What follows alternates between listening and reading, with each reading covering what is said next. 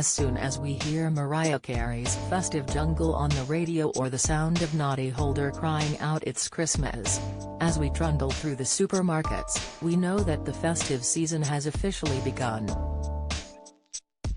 Many of the best-loved Christmas hits date back to the 70s and 80s, with a few newer hitmakers like Kelly Clarkson and Leona Lewis earning their place beside Christmas royalty in recent years.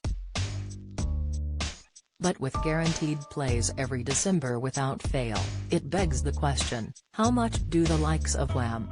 And Shakin' Stevens make from their seasonal hits every Christmas?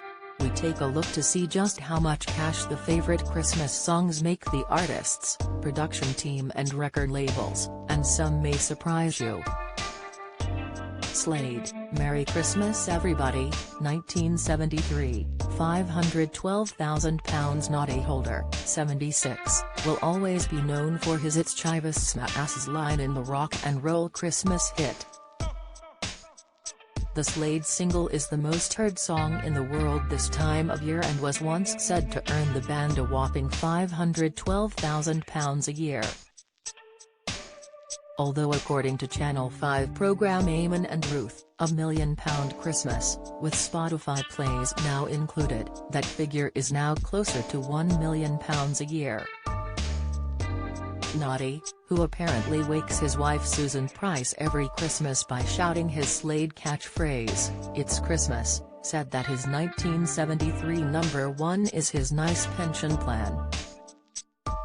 Very nice indeed. Wham! Last Christmas, 1984, £470,000 after George Michael passed away on Christmas Day in 2016, sales of Last Christmas skyrocketed. Before his passing, the previous estimate of records sold was 1.78 million, and it will be a little while longer before the current royalties from the track emerge. But the Telegraph suggested that the figure could be as high as £470,000 a year. The song was originally beaten to #1 by Band Aid in 1984, but it very nearly reached the #1 spot in 2017 after a campaign was launched in Georgia's memory. It peaked at #2 in the chart in January 2018. The Pogues and Kirsty MacColl, Fairy Tale of New York, £400,000. This song has a brilliant story behind it. It apparently came about after Elvis Costello bet the Pogues that they couldn't write a Christmas song that wouldn't be slushy. It's safe to say they won that bet with their famous lyrics that sees Kirsty and Shane MacGowan hurl insults at each other. Do you enjoy reading about celebrities? Sign up for all the best celeb news from the Mirror here. The Fairy Tale of New York brings in around £400,000 a year, according to the Daily Mail. Kirsty was tragically killed after she was struck by a powerboat in Mexico while she was diving. She managed to push her son Jamie, who was 15 at the time, out of the way but was hit in the process. Mariah Carey, All I Want for Christmas, £400,000. A slightly more recent track from Mariah earns her £400,000 every year.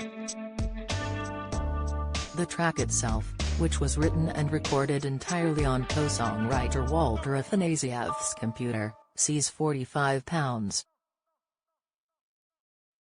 million in royalties every year. The song is particularly popular in Japan, where it has gone platinum twice. The Japanese love it so much, that they invited Mariah over in July to sing the festive track. Bing Crosby, White Christmas, £328,000. Warming festive favorite White Christmas has been covered by many major artists, but it's the version by Bing Crosby that continues to endure. Bing's version is the world's best-selling single, in terms of physical copies, with an estimated 50 million copies sold worldwide. The track continues to find a place on the radio and Spotify playlists today, ensuring the royalties keep on rolling. A study revealed that the single still makes an impressive £328,000 each year. Paul McCartney, Wonderful Christmas Time, £320,000 recorded during the sessions for his second solo album. Wonderful Christmas Time was released in 1979 and was an instant hit across Europe.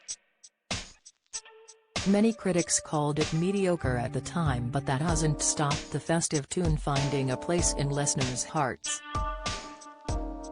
The track continues to make Paul an estimated £320,000 a year, putting the former Beatles star cumulative earnings up to £12 million.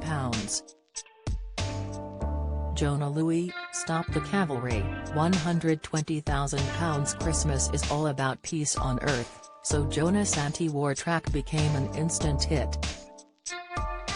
The favorite line "Wish I was at home for Christmas" and the festive brass notes is one of the soundtracks to December, every year without fail. A study found that the song rakes in £120,000 a year, and every penny goes to Jonah as he wrote the lyrics, melody and backing instrumentation.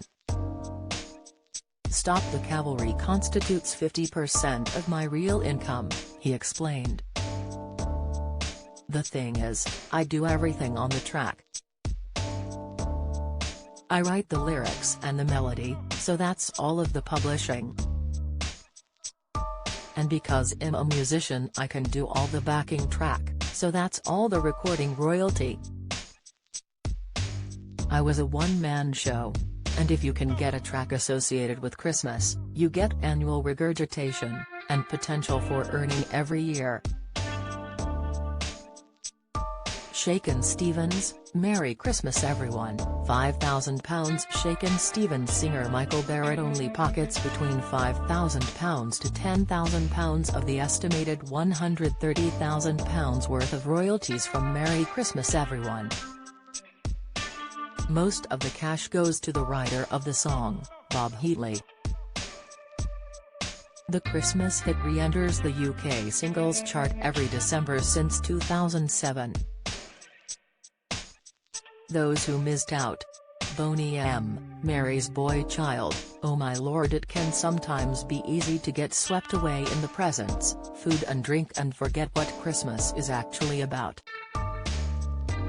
Boney M's track is the UK's biggest-selling non-charity Christmas single, but singer Liz Mitchell reveals she was swindled out of most of the cash.